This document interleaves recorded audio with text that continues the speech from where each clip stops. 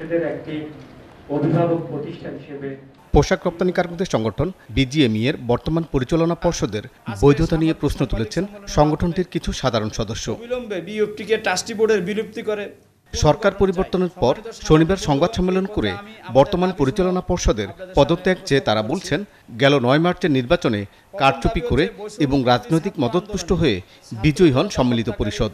S M Mannan কোচির বর্তমান কমিটির সহসভাপতি খন্দকার রফিকুল ইসলামকে বিজিএমইএর পুনর্গঠিত কমিটির সভাপতি নিয়োগ সাধারণ সদস্যগণ মানে না। অবিলম্বে তার নিয়োগ বাতিল ও পরিচালনা পর্ষদকে ভেঙে দিতে হবে।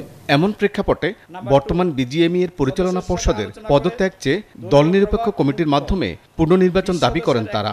সবাই মিলে আমরা চাচ্ছি না যে ভোটটা থাকুক, একটা সহজ সুন্দর একটা নির্বাচন হবে, ভোটার লিস্ট হবে, ইলেকশন হবে, যিনি ক্ষমতায় আসবেন। অপরাজনীতি, আমরা কারচুপি, আমরা খুন, আমরা চুরি, আমরা একটা গর্তের মধ্যে আমরা রাখতে পারি না।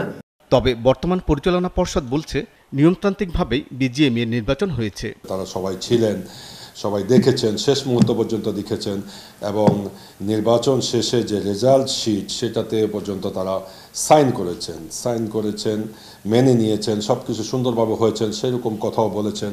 নির্বাচনের 7 মাস পর ফলাফল নিয়ে বিতর্ক তুলে ভোটারদের রায়কে অসম্মান করা হচ্ছে বলেও মনে করেন সম্মিলিত পরিষদের এই নেতা। সবাই কাঁধে কাঁধ মিলিয়ে এই বিজিএমইকে একটি সুন্দর প্রাতিষ্ঠানিক রূপ দিয়ে সামনের দিকে এগিয়ে নিয়ে যাই। আমাদের সাধারণ সদস্যদের যে সমস্যাগুলো আছে সেই সমস্যাগুলো সমাধান করি সবাই একসাথে মিলেমিশে। সামনের নির্বাচন প্রমাণ করে দিবে, সাধারণ ভোটাররাই প্রমাণ করবে কাকে ভোটাররা চায়, কাকে ভোটাররা চায় না। গেল ৯ মার্চের নির্বাচনে প্রতিদ্বন্দ্বী প্যানেল ফোরামকে হারিয়ে ৩৫ পরিচালক পদের সবগুলোই জয়ী হয় সম্মিলিত পরিষদ। জাহিদুল ইসলাম, ৭১, ঢাকা।